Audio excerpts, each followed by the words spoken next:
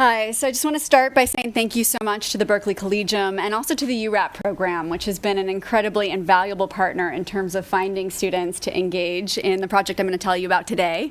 The Collegium has provided the seed funding for something that we've built as a startup here on the UC Berkeley campus, a startup that's focused very much on how to pioneer new research methods and apply them to human rights investigations and problems.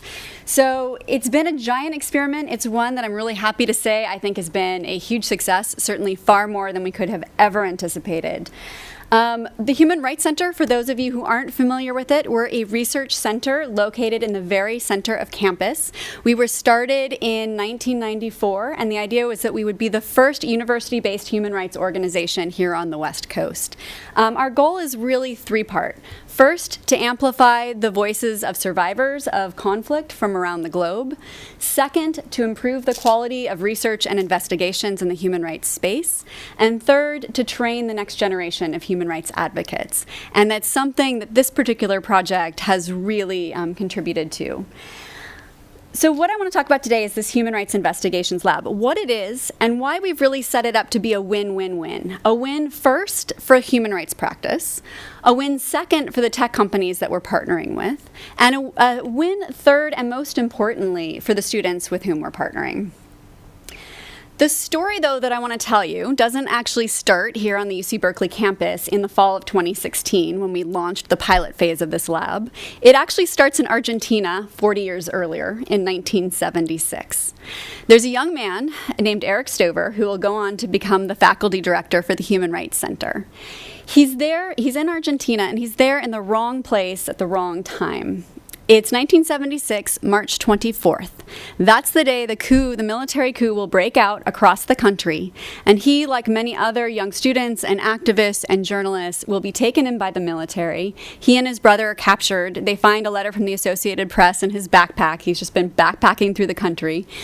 He's thrown in a jail cell with his brother, who's beaten up. And throughout the night, other young individuals will be thrown into that jail cell with them. The next morning, they spend the night scared, they rip pieces off their shirts, they bandage each other up, and they get to know who each other is.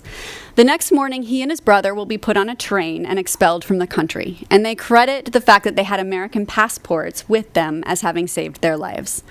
The other young people with whom they spent that night in that prison cell were never heard from again. And so that will start his effort to basically dedicate his career and the rest of his life to trying to find the missing, those individuals who've been taken in by their governments and killed or otherwise disappeared.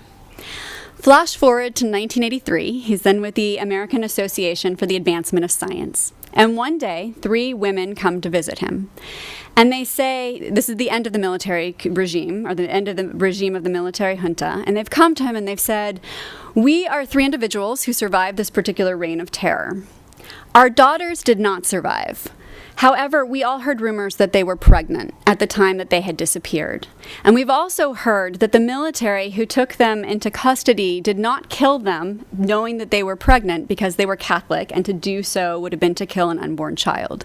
So what we heard is that they were kept alive long enough to have their babies, to hold them for a few hours, and then the women were killed.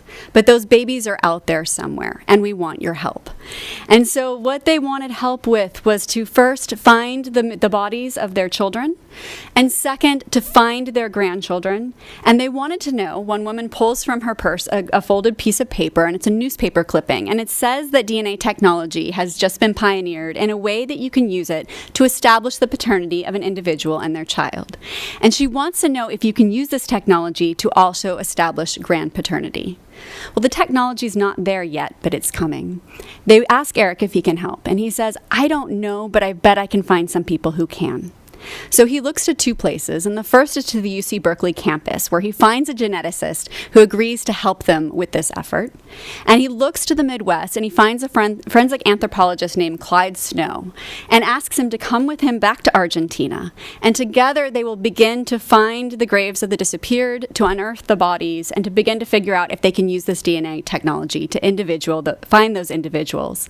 In the meantime, over time and over the course of this effort, Eric will eventually come to the the UC Berkeley campus and start the Human Rights Center, and we will become the U.S. effort to find the lost grandchildren who have come from El Salvador, at that point Argentina, Guatemala, and other places, who've been adopted out to military families or to families in the U.S. or Europe who've been told these are war orphans and have no family.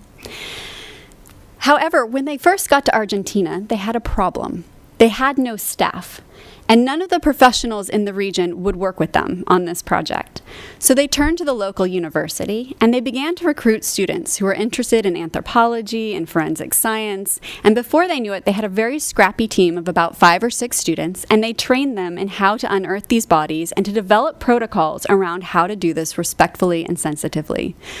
Since that time period, they have gone to more than 30 countries, trained other groups of activists and individuals and professionals. They went on to train the Guatemalan forensic anthropology team, to work in the former Yugoslavia, to work in Rwanda around its genocide, etc.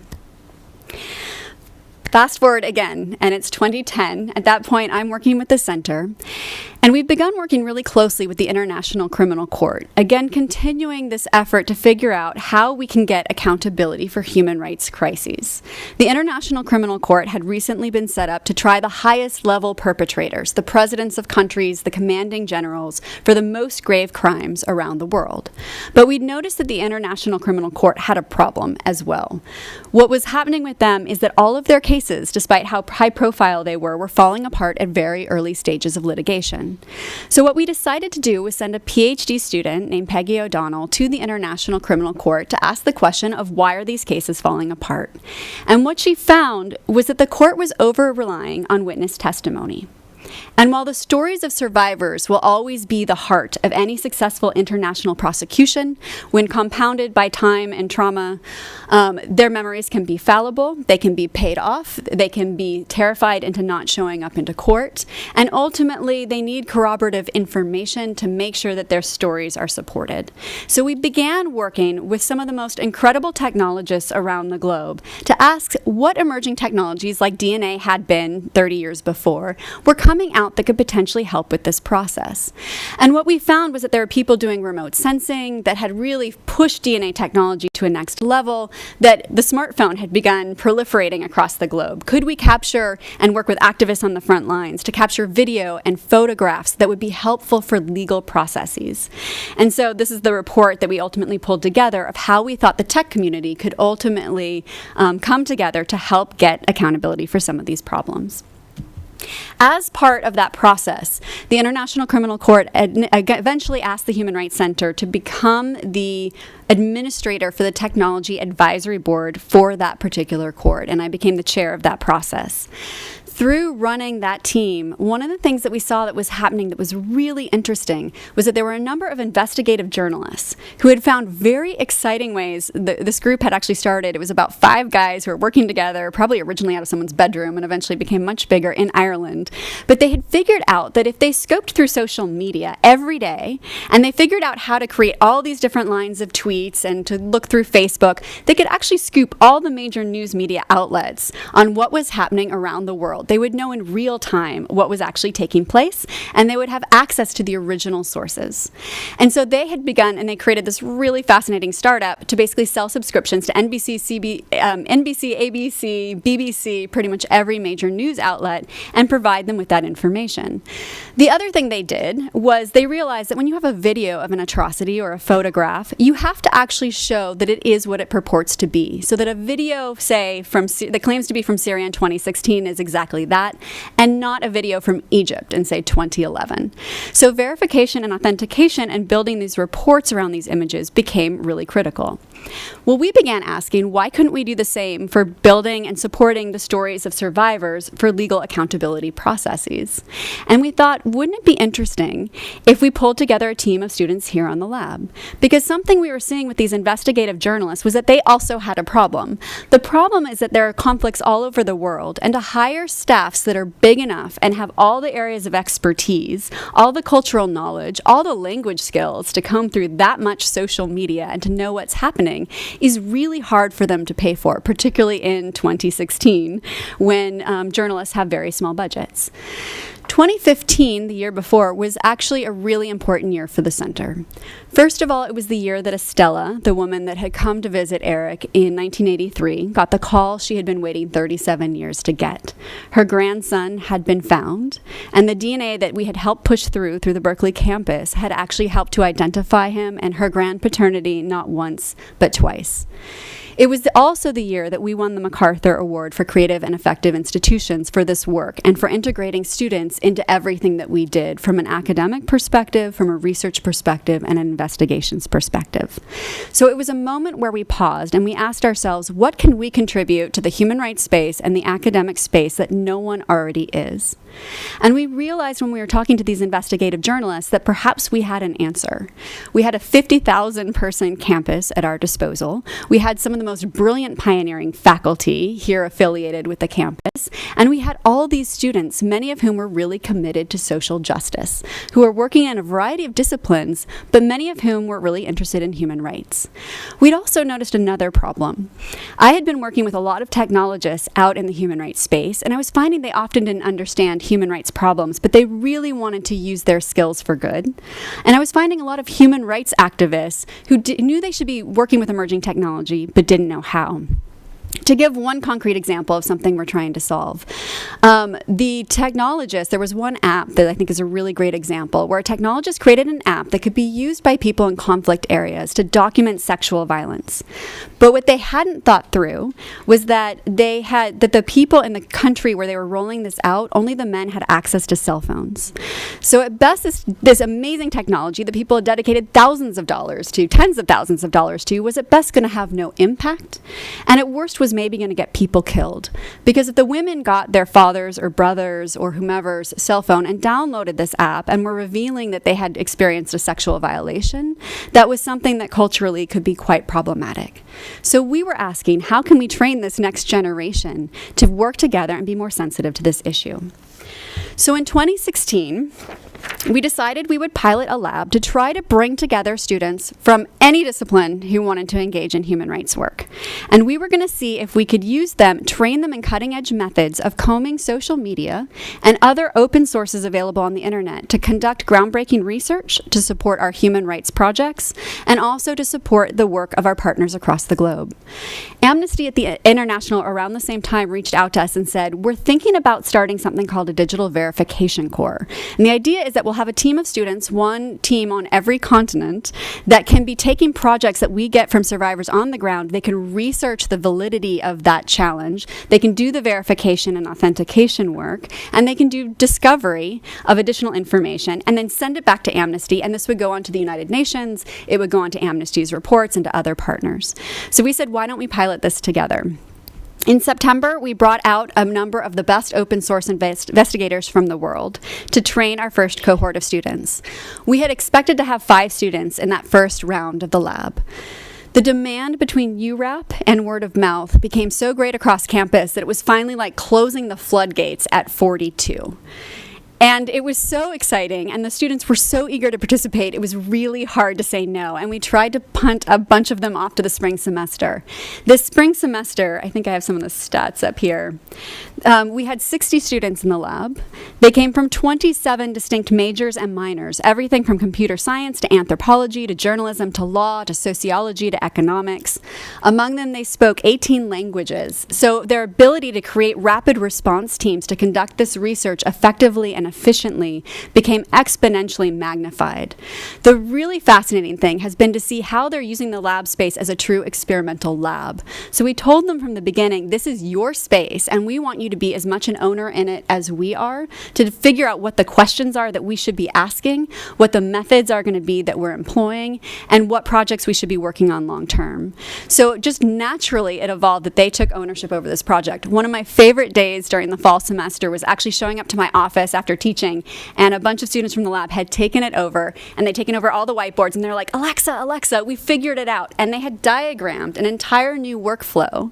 And another student had created all these forms for our reporting to systematize the process. And another one had figured out how we were going to communicate with some of our partner organizations at the University of Pretoria in South Africa and the University of Essex, and had really taken ownership over what we were going to create. So to this point, we've trained 74 students in this first pilot experimental year. They've run 9 investigations across 4 continents, and the students have collectively dedicated 6,000 hours to research and investigations. My number one problem at this point is actually pushing the rock stars to do less. It's work that is very, I think my 3 big challenges have really been in 3 areas. One has been digital security. So some of our partners have been human rights law firms and legal actors, and so some of the threats that their clients are facing are very serious threats. I actually froze our legal work for the first semester until I was confident that we had at least 3 different cybersecurity experts come look at our processes and our setup to make sure that they were comfortable with moving forward and that we were all comfortable with moving forward. So digital security has been big, physical security has been big, and psychosocial security. So how do we experiment with what interventions will keep the students in a place where they can have productive human rights futures? A big problem for the human rights space is that as more and more practice and more imagery has come to the foreground, everything's turning digital. There aren't yet the protocols in place to actually make sure that individuals have the support they need to do this work. So we're setting up a whole relationship with the Tang Center. We're working with psychologists at the New York University who are pioneering new methods, and we're doing everything from working with experts on trauma who've really found that one of the ways that you have to work with video to mitigate the emotional impact is, for example, watching a video without the sound on, to put post-its over graphic material, so if you're analyzing information in the background, you're focused just on that.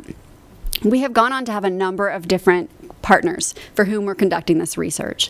One partner has been the Syrian Archive, which is a group of activists that are collecting information from the ground in Syria. We're processing that information and sending our findings back to them. Another group has, of course, been Amnesty International, for whom we've run a number of projects in Egypt and Yemen, a number of different areas. We've worked with 2 different human rights law firms at this point. We're doing a project on genocide in Myanmar. And then this project is actually one that came out of the most recent elections. I was traveling through Europe at the time, and I got a call that several of the students were really upset by the hate crimes that they were hearing about breaking out across the United States, and they wanted to use the lab to do something. So they got together and they decided they wanted to start tracking across social media and start documenting and creating data around hate crimes and hate speech acts. And we began to sit back, and one of the goals of the Human Rights Center is never to duplicate what other people are doing. So we did a mapping exercise to find out who's doing what and can we close the loop among all these different actors.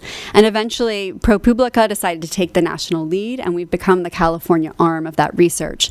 So it's now a number of different campuses, and we're trying to help train the other campuses on how to do this work. We are taking on issues like religious discrimination and issues that are happening here in the state of California, while other groups are taking on other phenomena. One of the things I'm most proud about has been the reaction of the students. So one of our students, we do a survey at the start of each semester and the end of each semester, and she wrote to us recently that working on this project has been a dream. I hate to sound melodramatic, but this lab has been honestly surreal.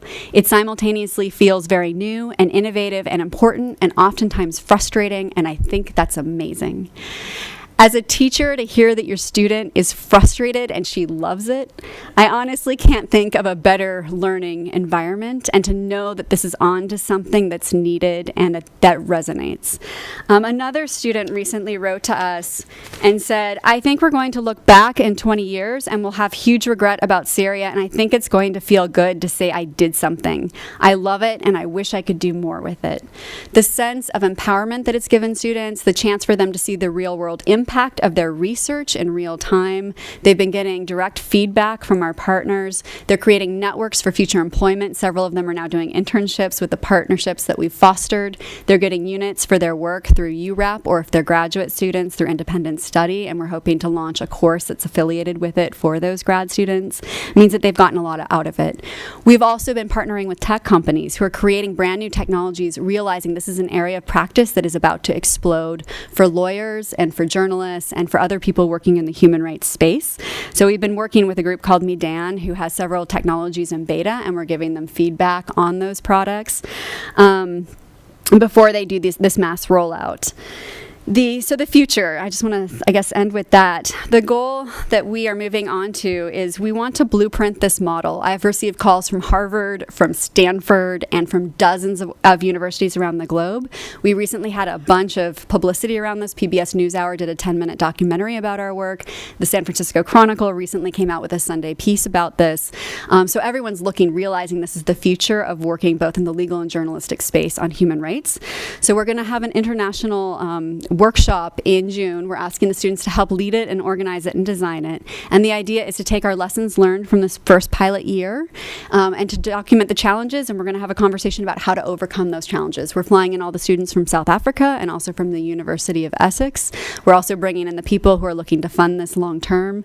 We've raised in the last few months $400,000 to hire a lab manager with the idea that we want to make this an ongoing effort. We have more work and more demand from the human rights space than we can possibly begin to touch. So the entire world is now looking to UC Berkeley for this. We could get no funding for this before we started it, even though we knew we were onto something important. So the fact that the Collegium provided the seed funding for this and has made all of this possible as an initial investment has been truly incredible. And I'll end with our last goal. Our last goal is to find a place somewhere on the Berkeley campus, and we're now talking to the campus to try and find that location. Yeah, I know. It started in my office, and it was ridiculous. We now have 60 students, like I said, in one faculty office that had been subdivided into 4 staff locations. We have students sitting on the floor and sitting on desks.